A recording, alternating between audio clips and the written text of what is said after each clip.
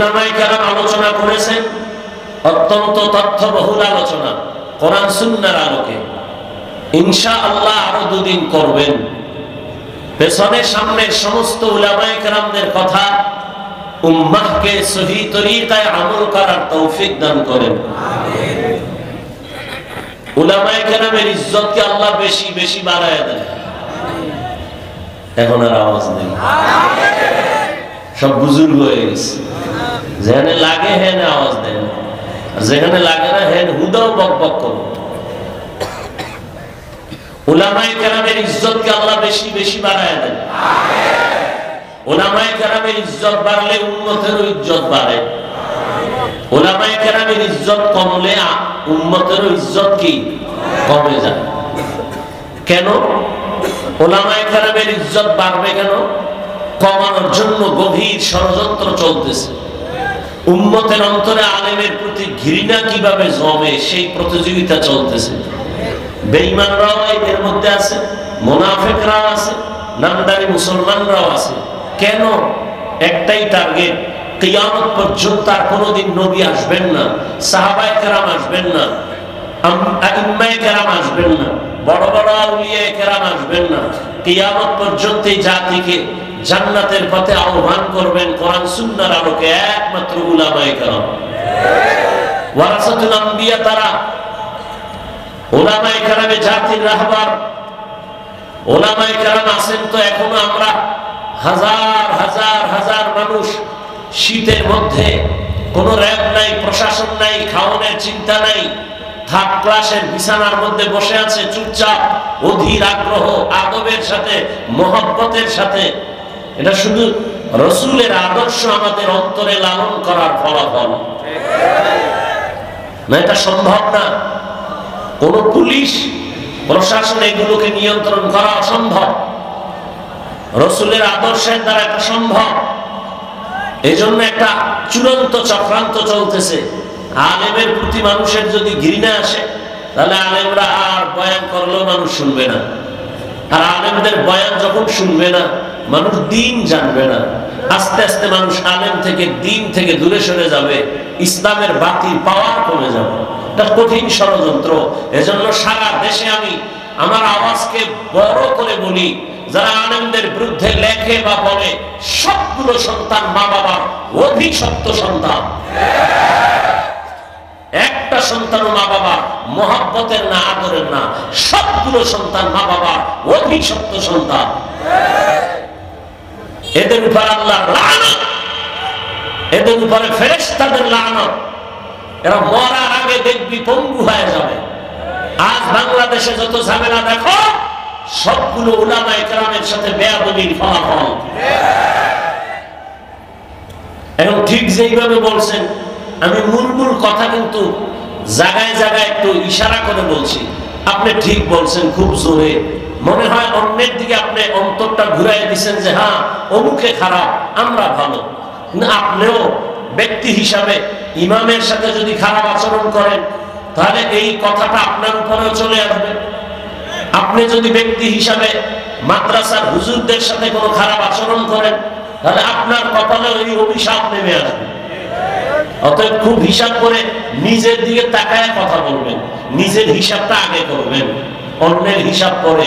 ও আনফুসাকুম ওয়া আহলিকুম নার, আগে নিজে বাঁচাও নিজেকে জাহান্নাম থেকে, এরপরে অন্যের চিন্তা। আগে কি উম্মতের চিন্তা না নিজের চিন্তা? ইয়া আইয়ুহাল্লাযীনা আমানু কু আনফুসাকুম ওয়া আহলিকুম নারা وقودها الناس والحجارة عليها ملائكة غلاظ شداد لا يعصون الله ما أمرهم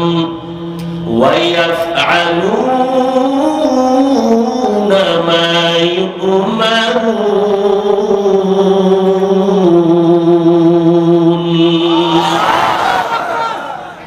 আল্লাহ বলেন, হে মুমিন, জাহান্নাম থেকে আগে নিজেকে বাঁচাও, তারপরে তোমার আহালকে বাঁচাও, তারপরে তুমি উম্মতের বাঁচাও।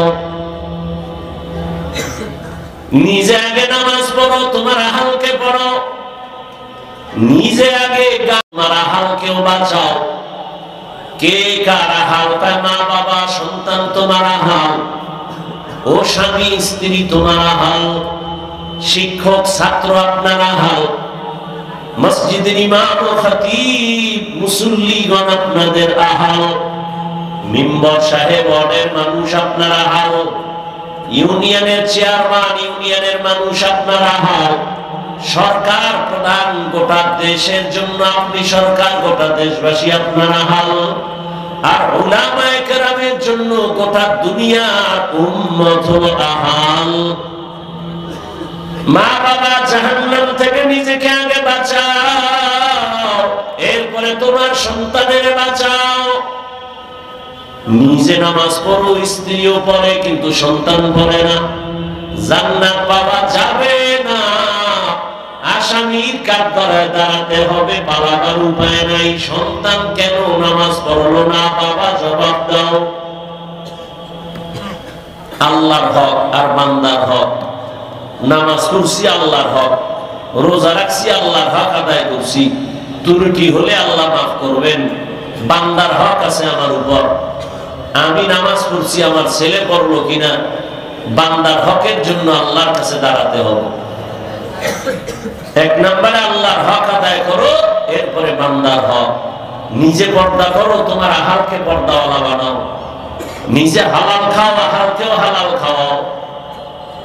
আল্লাহ বুঝার আমল করার তৌফিক দান করেন। ফামান কানা ইয়ারজু লিকা রাব্বিহি ফালইআমাল আমালান সালিহা ওয়া লা ইউশরিক বিইবাদাতি রাব্বিহি আহাদা। আল্লাহ বলেন, হে রাসূল, উম্মতের জানায় দেন, জমিনে যারা আমি আল্লাহর সাথে মুলাকাত করার ইচ্ছা করে, রবের সাথে মুলাকাত করতে চায়, তাদেরকে বলেন তাদের জন্য দুটো কর্মসূচি আমি আল্লাহ দিলাম। এক নাম্বার কর্মসূচি, তারা যেন নেক আমল করে। দ্বিতীয় কর্মসূচি, যেন শিরিকের গন্ধ না থাকে, শিরিক থেকে নিজেকে বাঁচায়। রহমতের নবী বলেন, আখলিস দীনাকা ইয়াকফিকাল আমালুল কালিল।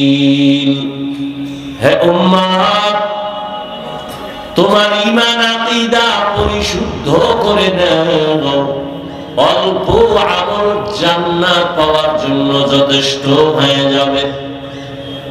কিছুক্ষণ বসবেন তো, শয়তান তো বইয়া নেই। কিছু মানুষ বাড়ির থেকে আসছে, এখানে আসতেও কপাল লাগে, বসতেও কপাল লাগে, মা বাবার জন্য শেষে দোয়া কইরা যাইতেও কি লাগে, কপাল লাগে। অনেকে আসছেন কিন্তু প্যান্ডেলে ঢুকতে পারে নাই, আবার অনেকে প্যান্ডেলে ঢুকছেন ঠিক, কিন্তু কলমের দরজা বন্ধ করে রাখছে মোবাইল দিয়া। এই যারা মোবাইল হাতে নিছো, বাবা তোমার কলমের দরজা বন্ধ। মানো আর না মানো ওই চিন্তা তো করি না, আমি আল্লাহর কাছে হিসাব দেওয়া লাগবে সেই চিন্তায় ওয়াজ করি। তোমার হিসাবের চিন্তা তুমি করো। তুমি 24টা ঘন্টা মোবাইল নিয়ে মরো, আল্লাহ কানে ধইরা একটু বেহেশতের বাগানে নিয়ে আসে, এই ট্যাগটাও মোবাইল ছাড়া থাকা যায় না। তোমার কপালটা এত নষ্ট কেন? তুমি যুক্তি দিবা আমাকে না, কি যুক্তি দিবা?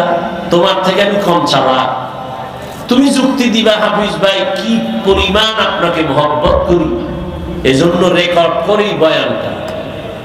আচ্ছা বলো, তোমার থেকে আমার বুদ্ধি কম? তুমি আমাকে জবাব দিয়ে আটকাই দিছো, এই তো। আমি এবার তোমাকে প্রশ্ন করি, তুমি 200 হাত দূরে বসে মোবাইলটা হাতে নিয়ে বয়ান রেকর্ডের অজুহাত দিলে, সত্য কথাটা মানো আর না মানো অন্তত স্বীকার করো। 200 হাত দূরে বসে রেকর্ড করলে রেকর্ডিংটা কি একুরেট হবে? হবে না। ছবি ভালো আসবে, বরং তোমার কাজটা মিডিয়াওয়ালারা একুরেট ভাবে করতেছে।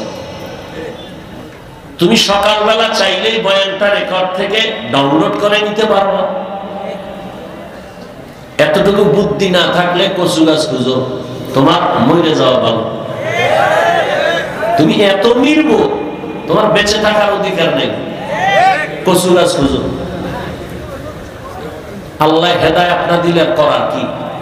যেই রসুলের চেহারাটা এক নজর দেখলে পেটে ক্ষুধা থাকে না, যেই রসুলের চেহারা মোবারকের দিকে মহব্বতের নজরে তাকাইলে জান্নাত ওয়াজিব হয়ে যায়, সেই রসুলকে টানা পাশে বসে 13 বছর দেখলো, বয়ান শুনলো, কপালে কালেমা জুটলো না। এত বড় নিকৃষ্ট বেঈমানের নাম জানেন তো? বলেন। অন্যদিকে 27 বছরের যুবক তরবারি নিয়ে দৌড়ায় নবীকে জবাই করবে। নবীজির সামনে গিয়া তরবারি ফালায় কয়, হে আল্লাহর রাসূল, আপনি সত্য নবী, আমার কল্লা কেটে দেন, তবে আগে কালেমার রশি লাগায় দেন। এর নাম কফাল, এর নাম কফাল। 13 বছর নবীরে দেখলো, বয়ান শুনলো, কালেমা জীবনে পড়লো না। আর 27 বছরের যুবক নবীকে জবাই করতে গিয়া কালেমা পড়ে মুসলমান হয়ে গেল, এর নাম কফাল। আসছে খালি, যাবে খালি, ওই মোবাইল নিয়ে পেরেশান হয়ে গেছে। ওর বয়ানের দিকে কোনো তলব নাই, ও মোবাইল নিয়ে ব্যস্ত। কেমনে ছবিটা সুন্দর আসবে, কেমনে রেকর্ডটা ভালো হবে, এই ধান্দায় পড়ে আছে। মোনাজাতের পরে খালি মোবাইল চুরি হয়ে গেলে সব গেল, আমও গেল, সালাও গেল। আল্লাহ কপাল খারাপ করলে আর কি করবা? আর আল্লাহ ঠেকা নাই তোমার কপাল খারাপ করবে, তোমারটা তুমিই খারাপ ইচ্ছা করে করতেছো। 24টা ঘন্টা মোবাইল, মোবাইল, মোবাইল, নামাজে মোবাইল, বাইরে মোবাইল, ঘরে মোবাইল, বাথরুমে মোবাইল, ঘরের বিছানায় সারাটা রাত মোবাইল দেখে দেখে কবিরা গুনাহ করে করে করে করে চেহারাটা নষ্ট করে ফেলেছে। নিজের তো ভাবতেছে ঘুমানো বড় মাস্তান, অথচ তোমার চেহারার মধ্যে কোনো আকর্ষণ নাই, মায়া নাই, দেখলে চেহারায় কোনো আলো নাই। অথচ 40 বছর পর্যন্ত চেহারা থাকবে উজ্জ্বল, গোলাপের মতো থাকবে চেহারা। মাত্র 30-25 বছরের চেহারা নষ্ট কেন? কেন তোমার চেহারা নষ্ট হবে? সারা রাত মোবাইলে গুনাহ করেছো, কেউ দেখেনি, আল্লাহ তো দেখছেন। ওই গুনার আসর চেহারায় পড়ে গেছে।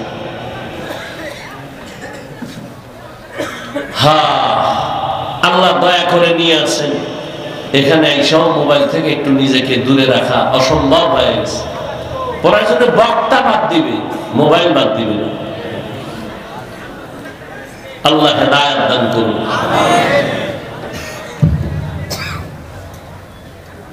নবী বলেন, তোমার ঈমান আকীদাকে পরিশুদ্ধ করো, অল্প আমল নাজাতের ওসিলা হয়ে যাবে। আয়াত আর হাদিসের মূল থিম হলো আমলের বয়ান। আমল, আল্লাহ বলেন আমল করো, নবী বলে আমল করো। নবী বলেন বেশি লাগবে না, অল্প আমল। আমল বেশি না কম? কম। তবে আমলটা হতে হবে ইখলাসের সাথে, খালিসান লিওয়াজহিল্লাহি তাআলা, একমাত্র আল্লাহর জন্য। আল্লাহর জন্য আমল করো।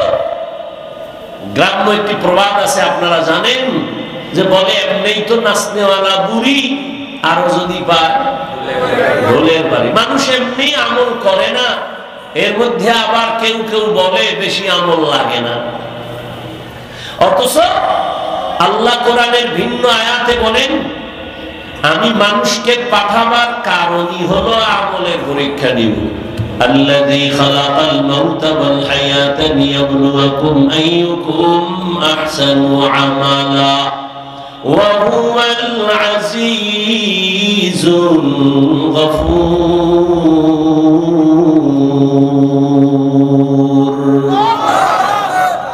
আল্লাহ বলেন, আমি মানুষের আমলের পরীক্ষা নেওয়ার জন্য পাঠাইলাম। বেশি আমল চাই না, উত্তম আমল দেখবো কারা ভালো আমল করে।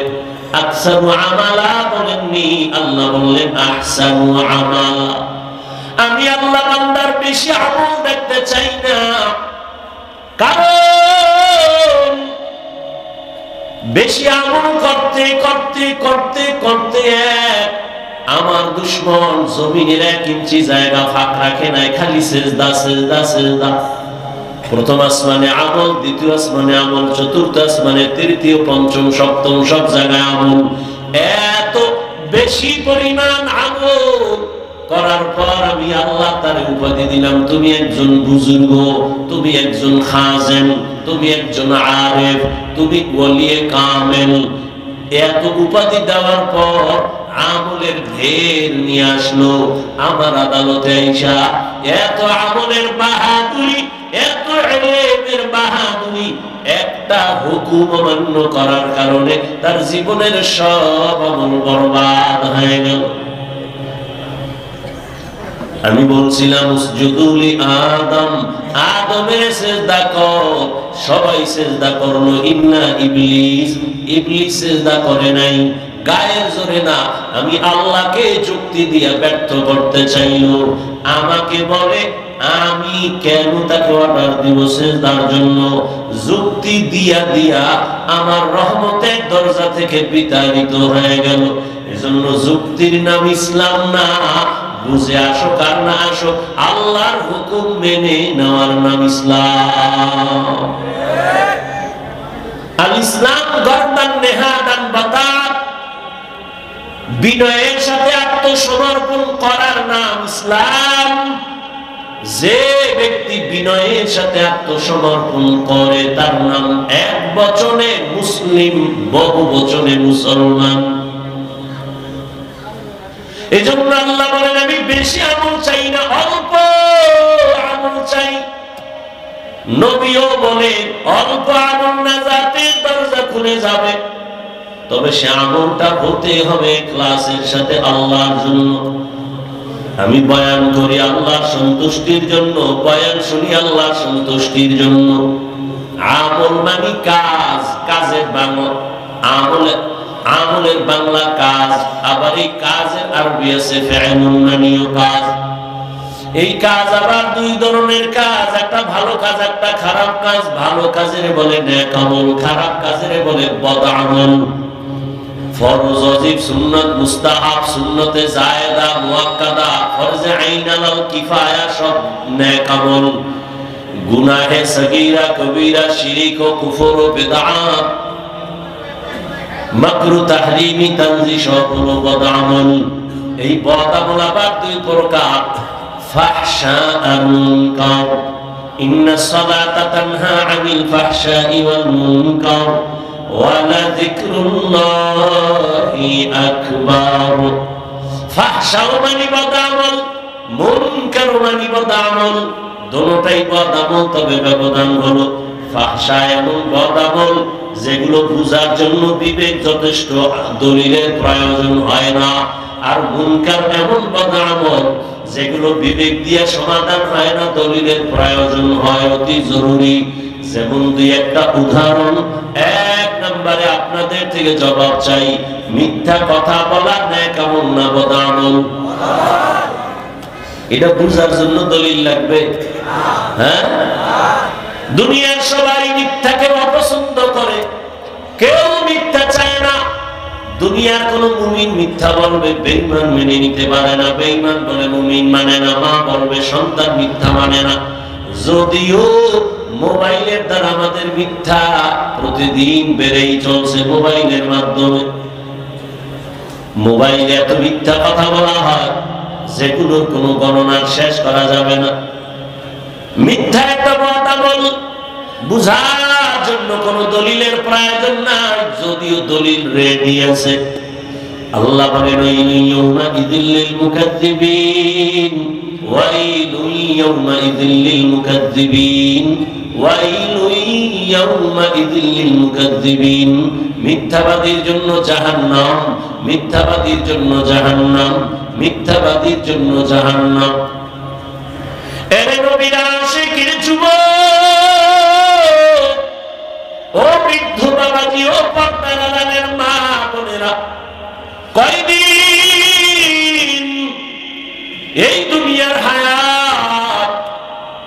ঘুমানোর জীবনে তো সময় কম পাও নাই, ঘুরার সময় কম পাও নাই, আড্ডা দেওয়ার সময় কম পাও নাই। কিন্তু তোমার জীবনের হিসাবটা কি একটা মিনিট বসে মিলাইছো নি? একদিন তো যেতেই হবে, চাইলেও থাকা যাবে না। দুনিয়ার চেয়ারেই থাকতে মানুষ দেয় না, মনে চায় আজীবন চেয়ারটা ধরে রাখবো, এই চেয়ার আমার, এই চেয়ারে কাউকে বসতে দিব না। দুনিয়ার চেয়ারেই কেউ জোর করে বসে থাকতে পারে না। তাহলে আমার মাওলার আদালত থেকে বান্দা কেমনে তুমি দূরে সরে থাকো? মরণ থেকে যতই পালাও, মরণ তোমায় নিবে ঘিরি। যদিও সুদূর আকাশ পানে লুকাও, সেথায় না গিয়ে সিঁড়ি। নদী পথে নৌকা চালাও ও মাঝি ভাই, বেলা ডোবার আগে আমি ওপার উঠতে চাই। ডুবে গেলে বেলারে আর উঠে না, ভেঙ্গে গেলে মেলারে আর জমে না। জীবনে খেলার মাঠে তো কম সময় কাটাও নাই রে যুবক, বন্ধু বান্ধবীদের আড্ডায় তো কম সময় কম কাটাও নাই। জীবনে দুনিয়া দুনিয়া দুনিয়া দুনিয়া করে কত সময় নষ্ট করেছো, কত রাত ঘুমাও নাই। জীবনের হিসাবটা মিলাইছো নি যে ঘুমের ঘরেও তো আজরাইল আসতে পারে? হিসাবটা মিলাইছো নি? সকালবেলা সন্তান মাকে বলে, আম্মু আমি 1 ঘন্টার জন্য আমি 30 সাল বাজারে যাই আমার এক বন্ধুর সাথে মোলাকাতের জন্য। 1 ঘন্টা হয়ে গেল, 2 ঘন্টা, 3 ঘন্টা যখন হলো, আম্মা জানের অন্তরে যেন কেমন একটা ধাক্কা মারলো। মোবাইলটা হাতে নিয়ে বাবারে টেলিফোন করে, কেউ রিসিভ করে না। দীর্ঘ সময় পর কে যেন মোবাইলটা রিসিভ করে বলে, কে তুমি? বলে আমি এই মোবাইল ওয়ালার মা। মোবাইল ওয়ালার বাবারে দাও। মোবাইল ওয়ালার বাবারে দিছে, তাড়াতাড়ি কই আসো? অমুক জায়গায় আমার ঘর। তাড়াতাড়ি আসো, লাশটা নিয়ে যাও। এমন একটা দিন নাই যুবকের লাশের খবর নাই রে যুবক। যত লাশ দেখো অধিকাংশ যুবকের লাশ। ওই চট্টগ্রামে আমার যুবক, আইনজীবী আমার যুবক দুনিয়া থেকে চলে গেল। ইসকনের ইতিহাস আপনারা ফেসবুক চালান, দেখেন, মিডিয়া গরম, মুসলমান গরম, দেশ গরম। এই জন্যই তো আমি এতদিন বলছি, আমার কথা প্রথম বললে একটু কলিজায় গিয়া আঘাত লাগে, কিন্তু শেষে দেখা যায় ঠিকই। এতদিন বলছিলাম নাকে তেল লাগায় ঘুমাইছু, দেশ স্বাধীন, দেশ স্বাধীন স্বাধীন কইয়া ঘুমাইছু। যদি না ঘুমাইয়া এখনো সোচ্চার থাকতি, মুসলমানের উপরে চোখ তুইলা কথা বলার সাহস কোন নাস্তিক পাইত না। স্বাধীন কইয়া কয়ে ঘুমাইতো সুরে যুবক, অথচ ঢাকা শহরে আবার মা বোনেরা সাংবাদিক সম্মেলন করে করে চিল্লায় কাঙ্গুক, দেহ ব্যবসার অধিকার আবার ফেরত চাই, সমকামিতার অধিকার নিয়ে দৌড়ায়, ট্রান্সজেন্ডারের আওয়াজ নিয়ে দৌড়ায়। আমি এজন্য বলেছিলাম, এই আওয়ামী লীগ গেছে গেছে কইয়া লাফাস না। শিক্ষা নে জুলুমের পরিণাম ফল কিন্তু তোমার বেলায় এমন হবে। জুলুম করলে তোমার পরিণাম ফলটাও এমন হবে। মুসলমান উলামায়ে কেরাম ছাত্র জনতার বৈষম্য বিরোধী আন্দোলনে জীবনকে বাজি রেখে ময়দানে নেমেছেন। সফলতার চাঁদ উঠছে উলামায়ে কেরামের অবদানের কারণে। এজন্য বলি আল্লাহর কসম, জীবনে যত বন্ধু পেয়েছো কেউ তোদের আপন বন্ধু না রে যুবক বাবা। এই জীবনে তোর কলিজার আপন বন্ধু একমাত্র উলামায়ে কেরাম। আর তুই যারে বন্ধু বানাইছো এ ধান্দাবাজ আর চান্দাবাজ, স্বার্থপর। স্বার্থে আঘাত লাগলে দল থেকে নাম কাটবে না, কল্লা কেটে দিবে, কল্লা। এর নাম সোনার বাংলার রাজনীতি। আর কোরআনের রাজনীতি আর ইসলামের রাজনীতি, মালিক যেই প্লেটে খাবে গোলাম একই প্লেটে খাবে।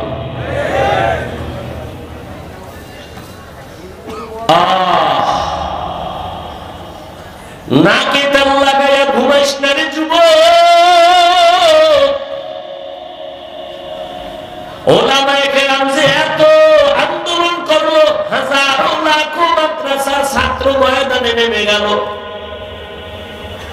কেউ কিন্তু বলে না আমগো ক্ষমতায় উঠাও এই জন্য আন্দোলন করেছি, বলে নেই। ওলামায়ে কেরামের কথা হলো আমরা জাতির বন্ধু, জাতির উপরে জুলুম হবে, সহ্য করা হবে না। উপদেষ্টা, প্রধান উপদেষ্টা যেই থাক না কেন, আমগো আফসোস নাই, তবে ওলামায়ে কেরাম একটা রেড সিগন্যাল লাগায় দিছে, জুলুম করলে কোনো বান্দার ছাড় দেয়া হবে না।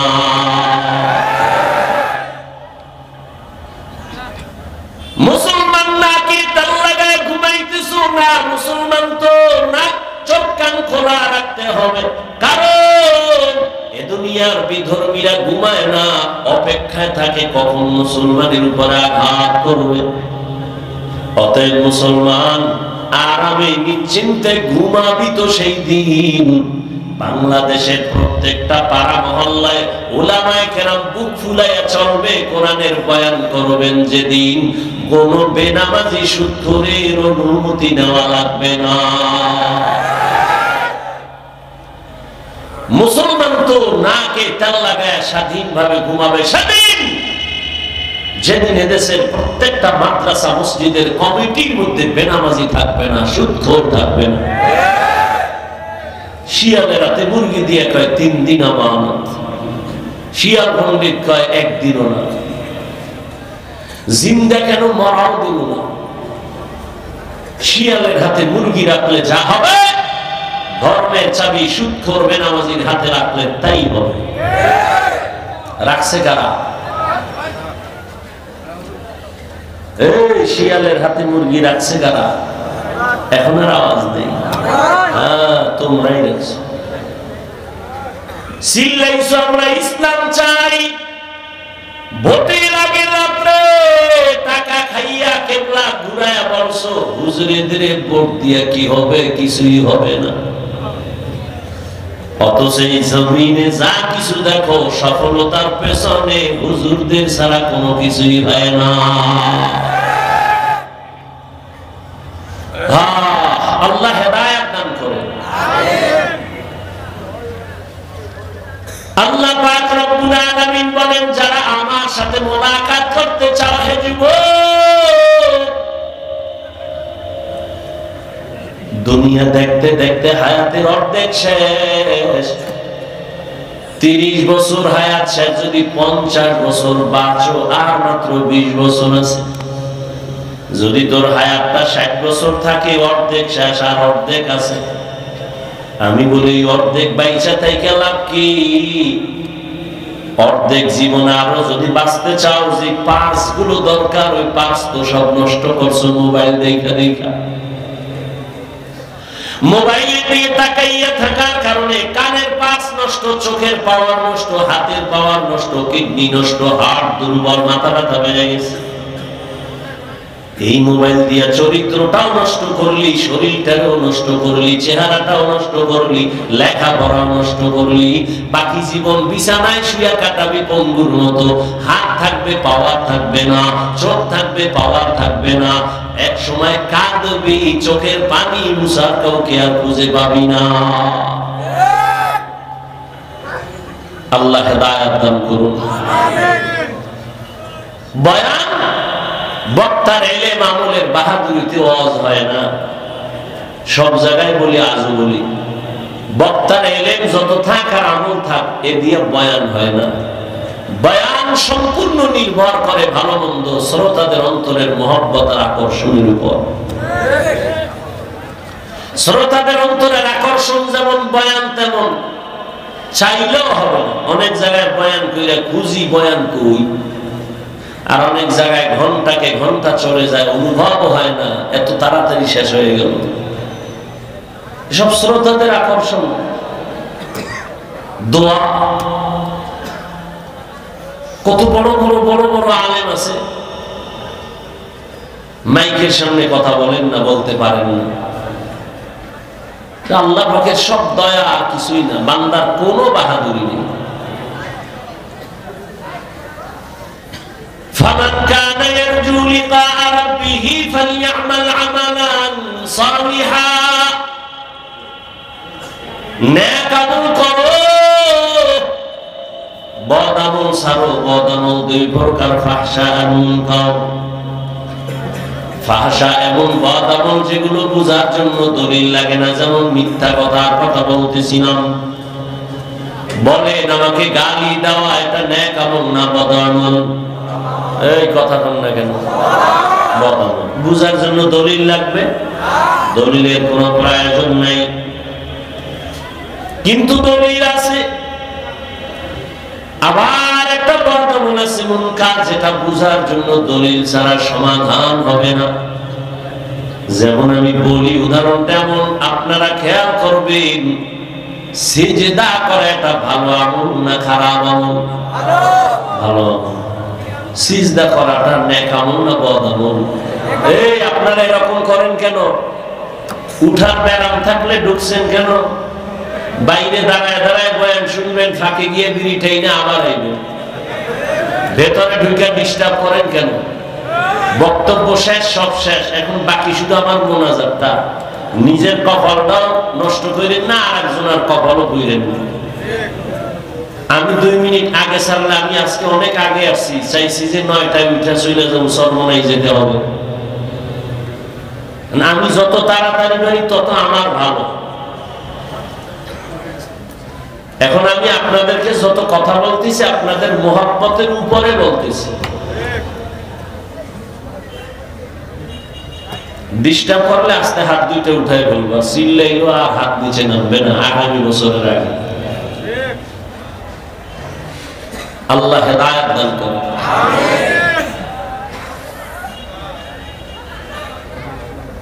সিজদা করা এটা নেক আমল না বদ আমল? এই সিজদা যদি কেউ কবরে দেয়, মাজারে দেয়, পীরের কাছে দেয়, বট গাছে দেয়, আচ্ছা বলেন তো, এরকম দেনেওয়ালা আশিকে রাসূল আসেনি? আচ্ছা যারা দেয়, জানা থাকলে বলেন, এরা কি বদ আমল মনে করে দেয় না নেক আমল মনে করে দেয়? আচ্ছা, আমার মতো একজন ভাঙাচুরা মৌলবি গিয়া যদি কয়, তুই করো কি? মাজারে সিজদা দেই, শিরক, বলে চুপ। কিসের শিরক? দলিল, দলিল দাও। এখন আমি দলিল দিছি, আল্লাহ ছাড়া অন্যকে ইবাদতের সিজদা দেওয়া হারাম। ইবাদতের সিজদা আল্লাহ ছাড়া কাউকে দেওয়া যাবে না। তোমার দলিল শেষ নি কহা? কইবার আমার দলিল নাও। কি?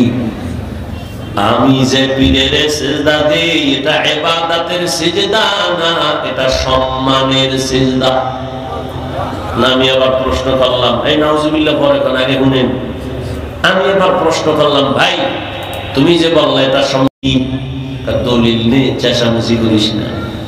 1 নম্বর দলিল কোরআনের আয়াত, কঠিন দলিল। কি? আল্লাহ নিজে অর্ডার করলেন, আদমের সিজদা দাও। আল্লাহর সামনে আদমের ফেরেশতারা সিজদা দিছে সম্মানের। আরো দলিল নিবিনি করতে, আর একটা দলিল নাও তাও কোরআন থেকে, ইন্নী রাআইতু আহাদা আশারা কাওকাবান ওয়াশ শামসা ওয়াল কামার রাআইতুহুম লি সাজিদিন। টাটকা দলিল। ইউসুফ নবীর গিয়া তার মা বাবা ভাইয়েরা মিশরের জমিনে যাইয়া, ইউসুফ নবী অর্থমন্ত্রী হয়ে বসে আছেন মিশরে, মা বাবা ভাই কেনান থেকে যাইয়া ইউসুফ নবীর সেজদা করেছিল, সম্মানের সেজদা। টাটকা দুইটা দলিল দিছে কোরআন থেকে, আমি বোল্ড হয়ে গেছি, আমার আর এলেমের জোর নাই ঈদের কাউন্টার দিতে। এখানে এখন লাগবে আলাদা পাওয়া। কি পাওয়া? সচরাচর আমরা বলি এটাকে রুহানি পাওয়া। কোরআনে এই পাওয়ারকে বলা হয়েছে ফুরকান, হাদিসে এই পাওয়ারটাকেই বলা হয়েছে ফেরাসাতের পাওয়ার। ইয়া আইয়ুহাল্লাযীনা আমানু ইন তাত্তাকুল্লাহ ইয়াজআল লাকুম ফুরকানা, তাকওয়ার উপরে যারা চলবেন আল্লাহ তাদেরকে ফুরকান নামের একটা আলাদা পাওয়ার দান করবেন। কেমন ওই পাওয়ার? হুয়া নূরুম মিন ইলাহি, আল্লাহর দেওয়া একটা নূরের আলো, একটা পাওয়ার, যেই পাওয়ার দিয়া মা ফুররিকা বিহি বাইনাল হাক্কি ওয়াল বাতিল, হক বাতিল নির্ণয় করে হকের পথে আগায় যাবে। হাদিসে এই পাওয়ারটাকে বলে ফেরাসাতের পাওয়ার। ক্বালান নবী সাল্লাল্লাহু আলাইহি ওয়া আলিহি ওয়াসাল্লাম ইত্তাকু ফিরাসাতাল মুমিন ফাইন্নাহু ইয়ানজুরু বিনুরিল্লাহ। আল্লাহর বিশেষ কিছু বান্দা আছে, এদের আল্লাহ আলাদা পাওয়ার দান করেন। ওই পাওয়ার পাইয়া তারা অনেক কিছু দেখে যা তোমরা দেখো না, আর তারা এটা চামড়া চোখ দিয়ে দেখে না। আল্লাহ তাআলা এদের নূরের আলো দান করেন, নূরের পাওয়ার দিয়ে তারা দেখতে পায়, নূরের আলো দিয়ে তারা অনেক কিছু দেখে। এই পাওয়ার আল্লাহ বিশেষ বান্দাকে দেন, সবাই পাওয়ার পায় না। খুতবা দিতেছেন, জুমার খুতবা, হঠাৎ করে আওয়াজ, ইয়া সারিয়াতাল জাবাল, ইয়া সারিয়াতাল জাবাল, ইয়া সারিয়াতাল জাবাল। ওমরে ফারুক আওয়াজ দিছে, সারিয়া, পাহাড় পাহাড় পাহাড়। আওয়াজটা দিছে খুতবার মধ্যে অপ্রাসঙ্গিক। কয় হে সারিয়া কই? কয় মদিনা থেকে 2000 কিলোমিটার দূরে ইরানে। সারিয়াকে জিজ্ঞাসা করা হলো, সারিয়া ওমরের আওয়াজ শুনছো? সারিয়া বলে, কাছে বৈশা আওয়াজ দিলে যেমন শোনা যায় তেমনই শুনছি।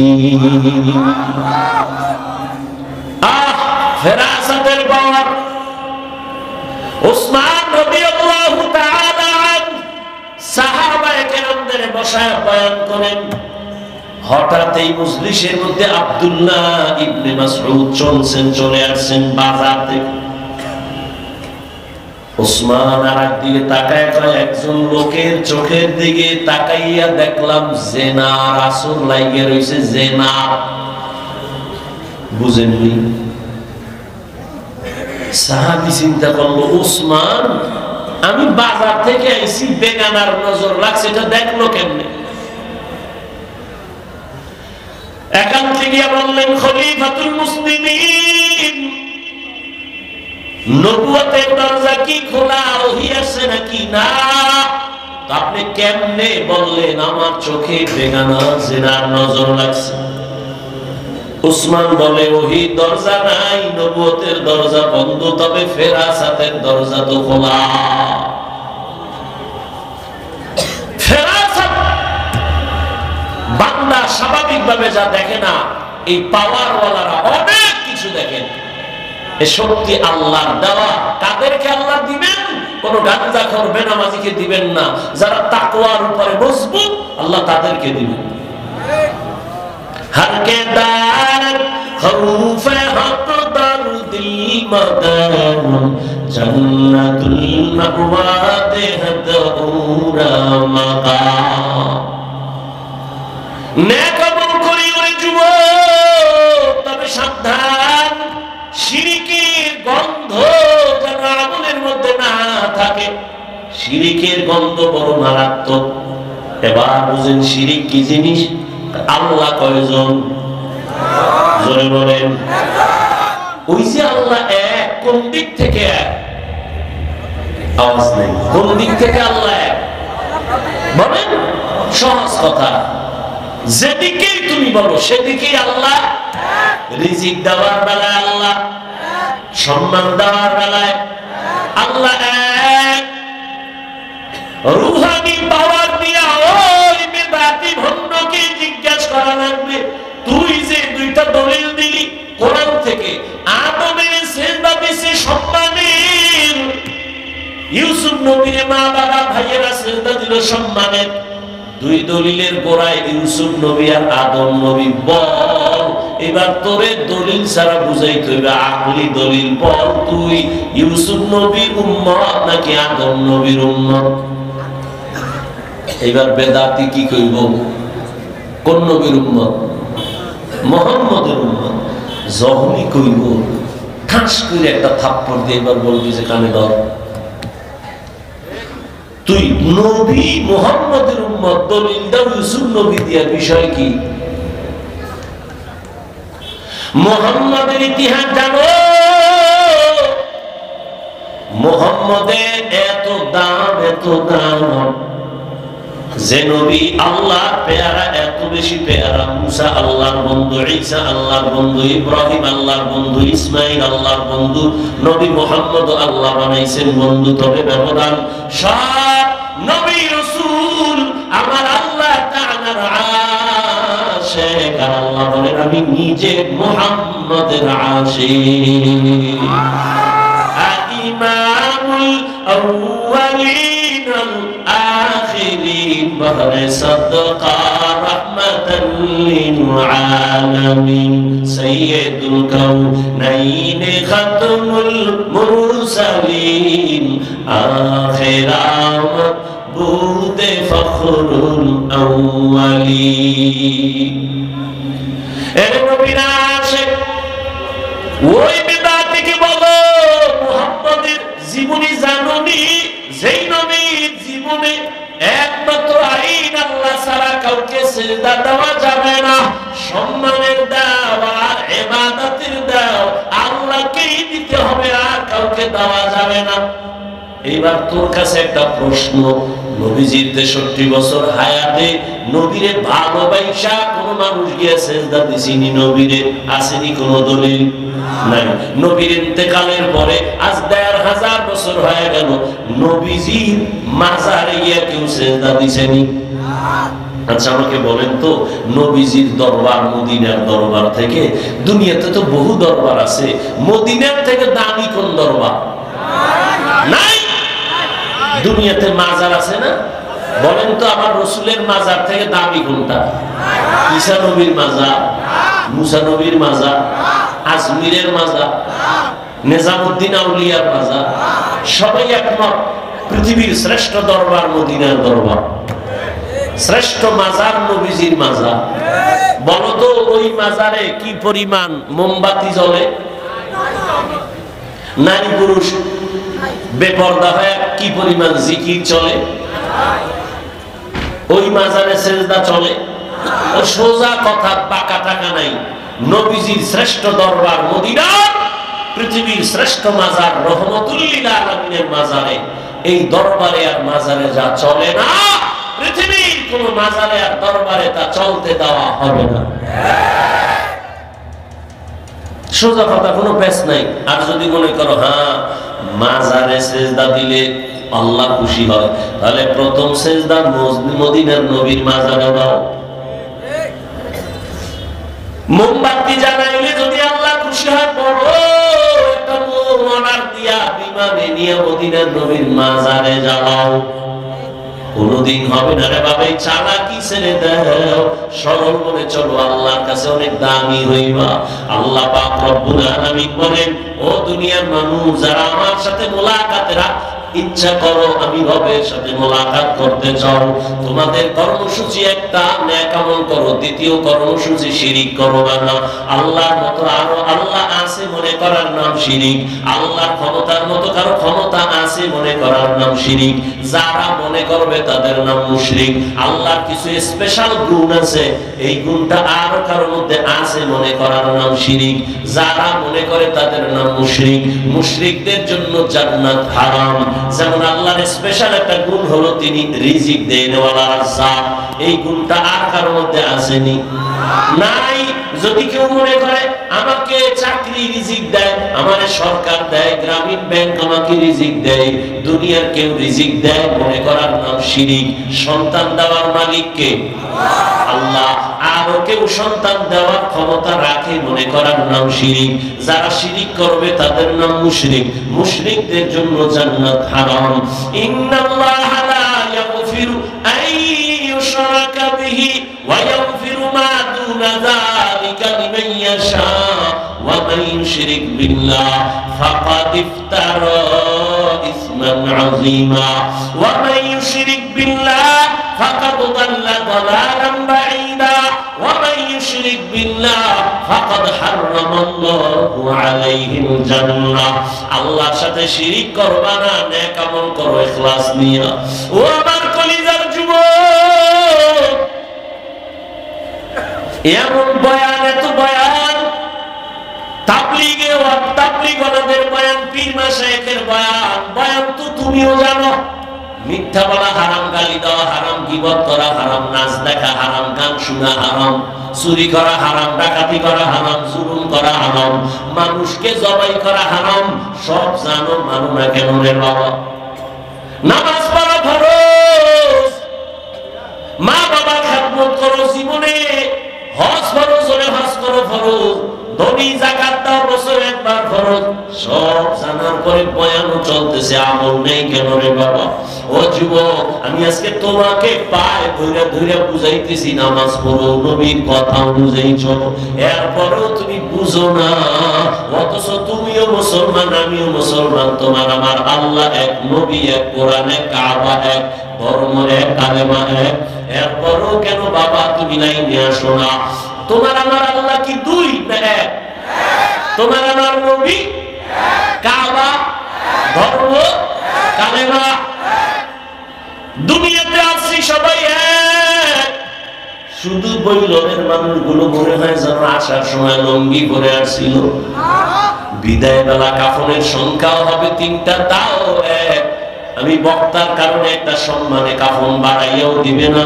তুমি রিক্সা ড্রাইভার বইরা গেল, একটা কাফন কেউ কমাইয়াও দিবে না। তোমারও 3 কাফন, আমারও 3টা কাফন। মা বোনদের জন্য 5টা কাফন, কালার হবে আলাদা, কালার সবার এক। কাফনের উপরে লেখা থাকবে বড় হুজুরের লাশ, এমপি সাহেবের লাশ, না কারো উপরে লেখা থাকবে না। আজকে আমি বক্তা যত ভাব দেখাই, তুমি টাকার ক্ষমতার ভাব দেখাও না কেন? সাদা কাফনে যেদিন ঢুকবা সব বাহাদুরি বন্ধ হয়ে যাবে। ওই সাদা কাফনের কালার এক, কবরের সাইজ হবে এক। ওই কবরে রেখে প্রশ্ন করা হবে 3টা, তাও এক। তুমি ধনী না গরিব, আলেম না মূর্খ, প্রশ্ন হবে না। প্রশ্ন হবে 3টা, রবের পরিচয় দাও, ধর্মের পরিচয় দাও, রাহমাতুল লিল আলামিনের পরিচয় দাও। নবীজি বলেন, যারা এই 3টা প্রশ্নের জবাব দিতে পারবে তাদের কবর হবে রাউযাতুম মিন রিয়াজিল জান্নাহ। আর যারা জবাব দিতে পারবা না, তাদের কবর হবে হুফরাতুম মিন হুফারিন নার। ওই কবরের জবাব কে দিতে পারবে? আমরা হুজুরেরা। কি গ্যারান্টি আছে? ওরে আমাদের হুজুরদের যদি গ্যারান্টি থাকতো, তাহলে আল্লাহর নবীর হাতে হাত লাগাইয়া 10 জন সাহাবা জান্নাতের টিকিট পেয়েছেন। ইতিহাস বইরা দেখেন, তারাও জীবনভর কান্না কান্না কান্না, আল্লাহর আদালতে কেমনে দাঁড়াবে? রহমতের নবী বলেন, আমি তো আয়েশার হুজরায় ঘুমাইতেছি এশার নামাজের পর, আমি ঘুমাইলাম, আর চোখ বন্ধ, আমার অন্তর ঘুমায় না। আমার মাথার কিনারাই তো মসজিদে নববী। হঠাৎ রাতের গভীরে শুনি কান্নার আওয়াজ। রাতের এই গভীরে কে কান্না করে? আমার ঘুম ভেঙে গেল। আমি ঘুম থেকে উঠলাম, নজর দিয়ে তাকায় দেখি সাধারণ কোনো বান্দা কাঁদে না। আমার সাহাবী, জান্নাতের 1 নাম্বার সাহাবী আবু বকর নামাজে দাঁড়ায় কান্না করতেছে। আমি রহমতের নবী উঠছি, আমার আবু বকর এই গভীর রাতে কেন কাঁদেন? আমি ওইটা পেছনে চলে গেলাম, চুপ করে দাঁড়াইলাম। আবু বকর হাউমাউ করে কাঁদতেছেন। নামাজ শেষ, আমি জিজ্ঞাসা করলাম, ও আবু বকর, আমার নামাজে দাঁড়ায় কেন কান্না করলেন? আবু বকর চোখের পানি ছেড়ে বলেন, নবী, আল্লাহর আদালতে কেমনে দাঁড়াইয়া হিসাব দিব সেই ভয় কান্না করেছিলেন নবী। রহমতের নবী বলেন, আবু বকর, জান্নাতি 10 জন সাহাবাদের মধ্যে আপনার তো 1 নাম্বার সার্টিফিকেট আছে, এত টেনশন কেন? আবু বকর কান্না করে বলেন, ইয়া রাসূলুল্লাহ, আপনিই তো বয়ান করে বলছেন কিয়ামতের ময়দান হবে বড় কঠিন, জমিনটা হবে কিয়ামতের মাঠ, আরাফার ময়দান হবে আল্লাহর আদালত, স্টেজ হবে আল্লাহর আদালত। ও নবী, আপনিই তো বয়ান করেছেন আর কান্না করেছেন, কিয়ামতের দিন সমস্ত মানুষগুলো উলঙ্গ দাঁড়াবে, নারী আর পুরুষ উলঙ্গ দাঁড়াবে, সূর্যটা নিচে নেমে আসবে, আর আল্লাহ দাঁড় করবেন সূর্য, যত তাপ আছে নিচে কইরা ছেড়ে দাও, সূর্যের গরমে মাটির জমিনটা পুড়িয়া তামা হয়ে যাবে। অন্যদিকে জাহান্নামের আওয়াজ, জাহান্নাম চিল্লাইবে আর আল্লাহর আদালতের দিকে আগাবে আর বলবে, আল্লাহ, বেনামাজি কই, গুনাহগার গুলো আমার পেটে দাও। নবীজি আপনি বলেছেন আল্লাহ সেদিন রাগান্বিত আওয়াজ দিবেন, লিমানিল মুলকুল ইয়াউম লিল্লাহিল ওয়াহিদিল কাহ্হার।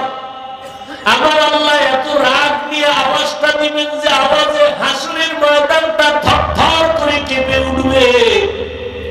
নবীদের কোনো গুনাহ নাই, তারাও কান্না শুরু করবেন আর বলবেন, আল্লাহ, আমার কি উপায় হবে? উম্মতেরা পাগলের মতো দৌড়াদৌড়ি করবে, কেউ সুপারিশ করবে না। নবী বলেন, ও নবী বয়ান করেছেন, জাহান্নাম এমন ভাবে চিৎকার দিবে, কেউ জাহান্নামকে ধরে রাখতে পারবে না। আল্লাহ পাক রব্বুল আলামিন জাহান্নামকে বলবে, অপেক্ষা কর, বিচারটা শেষ করিয়া গুনাহগারগুলো তো পেটে ঢুকায় দে, অপেক্ষা কর, জাহান্নাম একটু দাঁড়াবে না। জাহান্নামের আওয়াজে আবার আমার নবী আল্লাহর সামনে সিজদায় পড়ে কান্না করবেন। মায়ার নবী বলবেন, আল্লাহ, জাহান্নামকে ফিরাও, আমার একটা উম্মত যেন জাহান্নাম ধরতে না পারে, যদি আমার উম্মত জাহান্নামে যায় আমি জান্নাতে যাব না।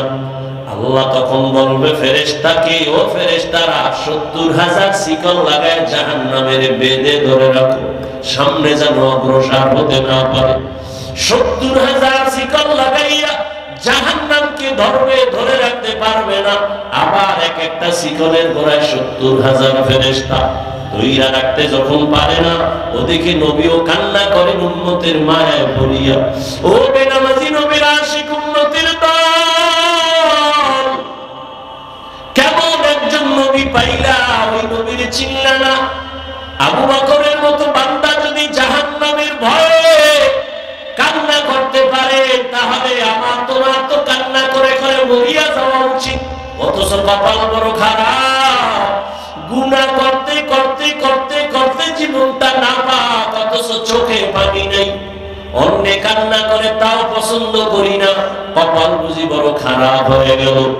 আবু বকর বলেন, ইয়া রাসূলুল্লাহ, আপনিই তো জাহান্নামের বয়ান আর হাসরের ভয়ানক বয়ান করেছেন। আল্লাহ পাক নবীর কান্না দেখে বলবেন, নবী কাঁদবেন না, আপনি মাথা উঁচু করে একটু সামান্য পানি দিয়া বলবে ফেরেশতা, জাহান্নামের গায়ে ছিটা দাও। জাহান্নামের গায়ে যখন দিবে, পানিটা দেওয়া মাত্র জাহান্নাম দ্রুত পেছনে দৌড়াবে।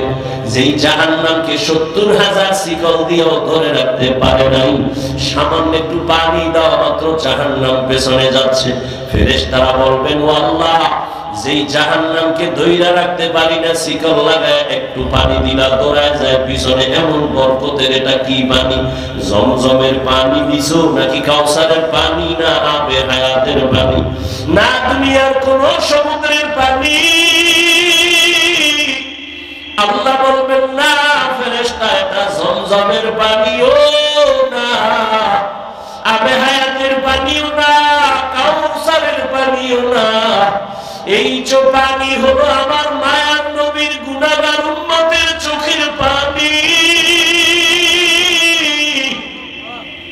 আমার মায়ার নবীর গুনাহগার উম্মতেরা দুনিয়াতে গুনার কথা স্মরণ করে করে কান্না করছি,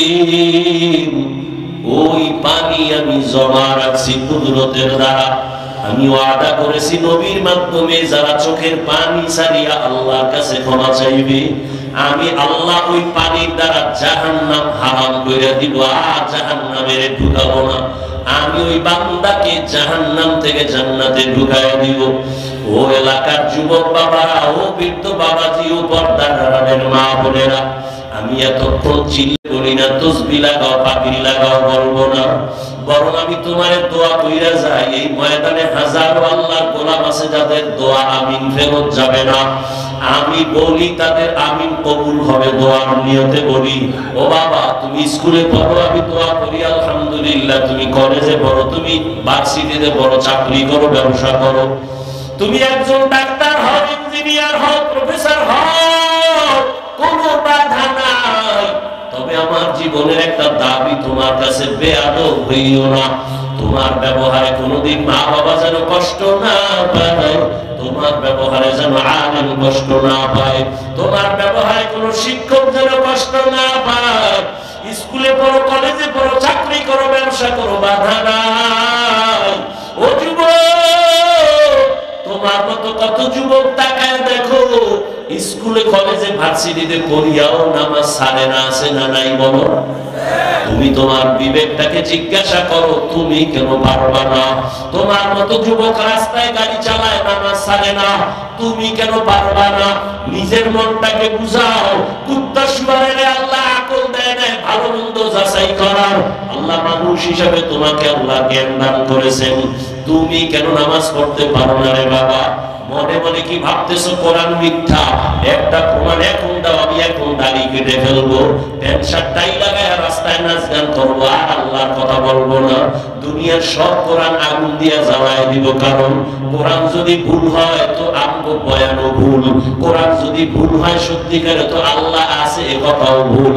কোরআন যদি ভুল প্রমাণ করতে পারো, কিয়ামত হবে, জান্নাত হবে, সব ভুল। কিন্তু তুমি কেন ১৫০০ বছর পর্যন্ত বহু মহাপণ্ডিতেরা অপচেষ্টা করলো ভুল বের করার জন্য, কেউ পারে নাই, বরং বহু বান্দা কালেমা পড়া মুসলমান হয়ে গেল। ও আল্লাহর বান্দা, তোমার অন্তর যদি বলে না আসলে এই কোরআন সত্য, তাহলে ভালো করে বলে রাখবা, গুনাহ নিয়ে কবরে গেলে জাহান্নামের আযাব ভুগতে হবে, তাও সত্য। কোরআন যদি তোমার অন্তর বলে সত্য, জান্নাত নেক আমল নিয়ে গেলে জান্নাত পাইবা, তাও সত্য। ও আল্লাহর বান্দারা, ও নবীর উম্মতেরা, উলামায়ে কেরাম, সাহাবায়ে কেরাম জীবনভর যদি নেক আমল করিয়া কান্না করেন, তোমার তো আমার তো কোনো আমলেরই খবর নাই, নামাজ নাই, দাড়ি নাই, টুপি নাই, পর্দা নাই, হালাল নাই, তোমার আমার কি পরিমাণ কান্না করা উচিত? ও আল্লাহর বান্দারা, মনের একটু বুঝাইও। তোমার মতো কত চাকরিজীবীরা, আর্মি, পুলিশ, বিডিআরেরা, দাড়িওয়ালা, নামাজির অভাব নাই, বলো তুমি কেন পারবা না? তোমার মতো কত ব্যবসায়ী ব্যবসা করে হালাল ভাবে নামাজ ছাড়ে না, তুমি কেন পারবা না? এখনো সময় আছে, তওবা করে নাও। মনে চাইছে পার্কে যাবা, দৌড়াইয়া গেছো, আর কত গুনাহ করবা, এখন কি ফিরবা না রে বাবা? দুইটা পায়ে হাত দিলে কি বলবা, হাফিজ ভাই চেয়ারের থেকে নিচে নাই না, যদি আপনি পাও ধরে না, দাড়ি কাটবো না, নামাজ ছাড়বো না, পায়ে ধরে বলি বল আমি নিচে নাই না, শিবা আমি নিচে নাই না, তোর পা দুইটা ধইরাও বলবো, আর দাড়ি কাইটা বল নবীরে কষ্ট দিস না। ওরে আমরা যারা টুপিওয়ালা দাড়িওয়ালা, কত বিপদ এই বাংলাদেশ বাংলাদেশে চোখের সামনে দেখছো, কিন্তু আমাদের তো কোনো বিপদ হলো না। করোনার সময় সব বন্ধ, স্কুল কলেজ বন্ধ, চাকরি বন্ধ, সব, কিন্তু একটা মাদ্রাসা বন্ধ হয় নাই। এই আওয়ামী লীগ নাই, বিএনপি, এই সেই কত কান্নাকাটি, সবার মধ্যে পেরেশানি, কিন্তু কোরআন ওনাদের কোনো টেনশন নেই। আলহামদুলিল্লাহ, আমরা আগেও যেমন ছিলাম এখনো তেমন আছি, ভবিষ্যতেও তেমন থাকবো। ও বাবা, এত পাও তুইরা তোমারে বুঝাই কেন? তুমি কি আমারে টাকা দাও না হাদিয়া দাও? না, ইমামের বেতনটাও ঠিক মতো দাও না।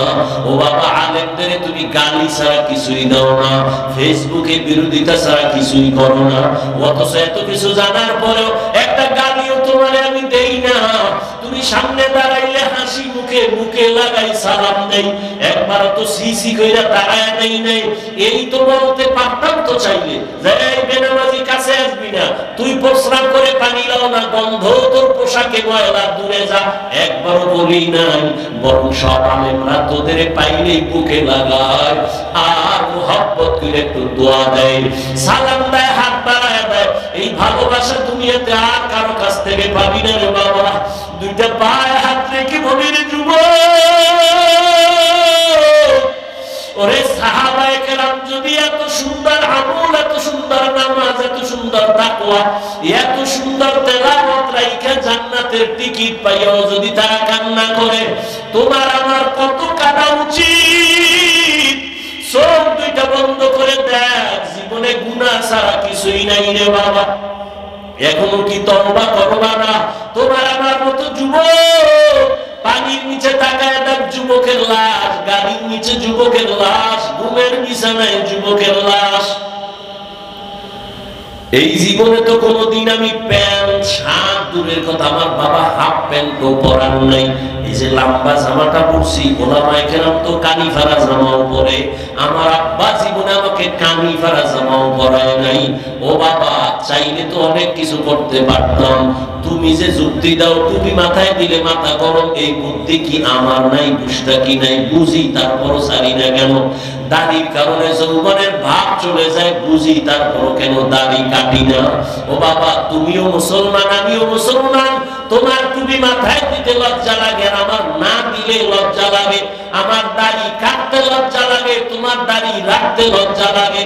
আমার পর্দা না করলে লজ্জা পাই, তুমি পর্দা করতে গেলে লজ্জা পাও। আমি মসজিদে না ঢুকলে লজ্জা পাই, তুমি মসজিদে ঢুকতে গেলে লজ্জা পাও। আসলে বিষয়টা কি আর কিছুই না, জাহান্নামের আগুনের ভয়। এই জাহান্নামের একটা সেকেন্ডের আযাব সহ্য করতে পারবো না। দুনিয়াতে একটা মশায় কামড় দিলে সইতে পারি না, রাতে আর ঘুম হয় না, একটা বেতের বাড়ি সহ্য করতে পারি না রে বাবা। ওই দুনিয়ার সূর্যের গরম সহ্য করতে পারি না। গুনাহগার হইয়া যদি কবরে যাই, ওই কবরে গেলে জাহান্নামের আগুনের গরম কেমনে সহ্য করব? ওই কবরের দুই পাশের মাটির চাপ সহ্য করতে পারবো না, জাহান্নামের গরম সহ্য করতে পারবো না রে বাবা। ও যুবক বাবারা, ও পর্দার আড়ালের মা বোনেরা, আপনাদের মতো কত মা বোন এখনো আছে পর্দা করে, স্বামীর মাল হেফাজত করে, মোবাইলে চরিত্র নষ্ট করে না। ও মা, স্বামীর মাল হেফাজত করে, সন্তানগুলো দিনদার বানাবার চেষ্টা করে। ও পর্দার আড়ালের আম্মা জানেরা, সন্তানটাকে ডাক্তার বানাইয়ে ইঞ্জিনিয়ার বানাবেন, বাধা নাই, তবে বেয়াদব বানাবেন না। সন্তানের আচরণে যেন কোনোদিন মা বাবা কষ্ট না পায়, আলেম কষ্ট না পায়, শিক্ষকেরা কষ্ট না পায়। ও যুবক, এখনো কি জাহান্নামের আগুন থেকে ফিরবে না রে বাবা? আল্লাহর নবীর সামনে আবু বকর দাঁড়ায় কান্না করেন, ইয়া রাসূলুল্লাহ, কিয়ামতের ময়দানে কি উপায় হবে আমার? হাসরের ময়দানে আল্লাহ যদি বলে, আবু বকর, তোমার জিন্দেগীর সব আমল আমার কাছে পছন্দ হয় নাই, তখন আমার উপায় কি হবে? আমার হাতে তো জাহান্নামের হ্যান্ডকাপ লেগে যাবে। ওই জাহান্নাম যে কত ভয়ঙ্কর, কিয়ামতের ময়দানে আমার আল্লাহ গুনাহগারদের ব্যাপারে বলবে, ওয়ামতাজুল ইয়াউমা আইয়ুহাল মুজরিমুন, ও গুনাহগারেরা, তোরা নেককারদের থেকে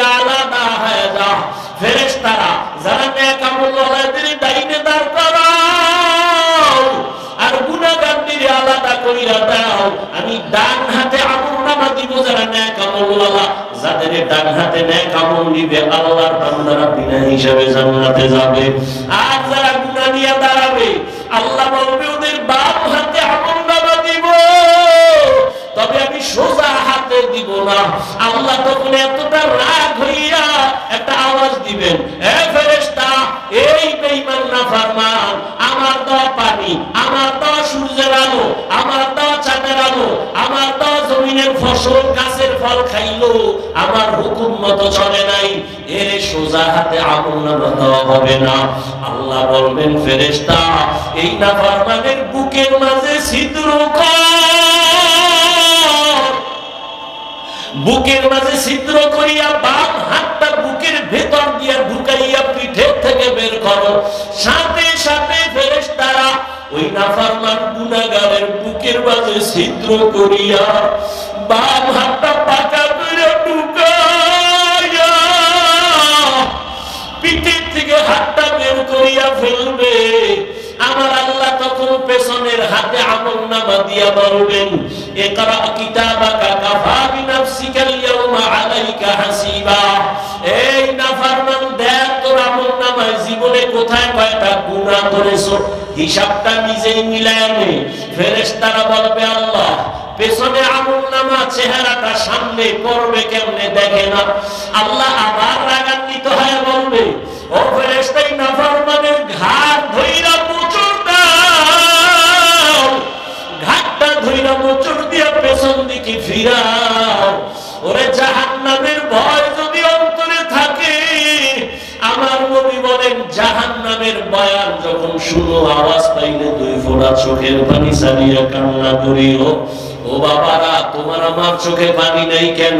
একমাত্র কারণ গুনার কারণে দিলটা পাথর হয়ে গেছে, এই কারণে চোখে পানি আসে না। অথচ জাহান্নামের আযাবের ভয়, আল্লাহর কোরআন বলে পাথর কান্না করে জাহান্নামের আযাবের ভয়। ওই পাথরের থেকেও কি তোমার কলবটা শক্ত? এত গুনাহ করছো, মালিকের আদালতে কেমনে দাঁড়াইবা? এখনো কি তওবা করবা না রে যুবক? ওরে মা বাবার দোয়া নিয়ে সামনে আগাও, মনে মনে তওবা করো, আর বলো আমার আল্লাহকে বলতে থাকো গোপনে, মনে মনে আমার আল্লাহকে ডাকো আর বলো, হে আল্লাহ, এই বৈলনের ময়দানে তাকাইয়া দেখো, মনে হয় আমার মতো গুনাহগার কেউ নাই। গুনার কারণে আমার হাত না পাক, আমার চোখ না পাক, আমার জিহ্বা না পাক, আমার অন্তর না পাক। আমার গুনার খবর আমার মা জানে না, ভাই জানে না, বোনেরা জানে না, আপন বন্ধুরা জানে না। জীবনে কত গুনাহ করলাম, হাতের দ্বারা, চোখের দ্বারা, জবানের দ্বারা। ওই গুনার খবর যদি আমার মা বাবা, ভাই বোন, আপনজন জানতো, কেউ আমার ভালো জানতো না। আল্লাহ কত দয়ার মালিক, এত গুনাহ করার পরও আমার আল্লাহ রাগ করিয়া তোমার আমার জন্য খানা বন্ধ করেন নাই, পানি বন্ধ করেন নাই, বরং আমার আল্লাহ মায়ার রহমতের দরজা দিয়ে ডাকে আর বলে, আয় আয়, কই যাইতেছো? আমার রহমতের দরজায় ফিরিয়া আয়, যেদিকেই যাবি জাহান্নাম ছাড়া কিছু না। আয়, আমি দয়ার নজর দিয়া তাকাইতেছি, আয়, দুই ফোঁটা চোখের পানি ছাড়িয়া ক্ষমা চা। ওরে কান্না যদি না আসে, মনে করিও গুনার কারণে আল্লাহ বেজার। ও যুবক বাবা, দুই ফোঁটা চোখের পানি সে কাঁদিও, আর মনে বুঝাইও, তোমার আমার মতো যুবক যদি স্কুল কলেজে পড়িয়া, চাকরি করে, ব্যবসা করে, শ্রমিকের কাজ করে, ড্রাইভারি করে, নামাজ পড়ে, তুমি আমি পারবো না কেন? এখনো যদি তওবার নিয়ত থাকে, আর গুনাহ করিও না রে বাবা। পায়ে হাত রেখে বলি, মা বাবার বরদোয়া নিও না, ওলামায়ে কেরামের দোয়া নিয়া, মুরব্বিদের, শিক্ষকের দোয়া নিয়া পাঁচ বেলার নামাজ পড়ো, লেখাপড়া করো, মোবাইলে গুনাহ ছাড়ো। ঘুমের ঘরে যদি আজরাইল আইসা থাকে, তুমি বিছানায় শুয়া শুয়া গানের তার কানে লাগাইয়া শুয়া রইছো, আজরাইল যখন চলে আসবে, বেনামাজি গুনাহগারের যে কি উপায় হবে?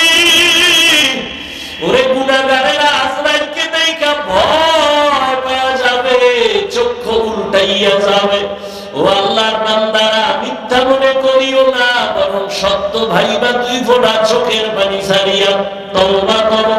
মরিয়া গেল যাবা, নামাজ ছাড়বা না, দাড়ি কাটবা না, বেপরদায় চলবা না, মা বাবার সাথে বেয়াদবি করবা না। তওবা করার মতো যদি অন্তর কারো তৈরি হয়, মুনাফিকি না থাকে, খাঁটি তওবার নিয়ত যাদের আছে, দুটো হাত আল্লাহকে দেখাইয়া দাও। আয় আল্লাহ, হাতগুলো কবুল করে নেন, তওবা কবুল করে নেন, তওবার উপরে মজবুত হইয়া চলার তৌফিক দান করেন। আমিন।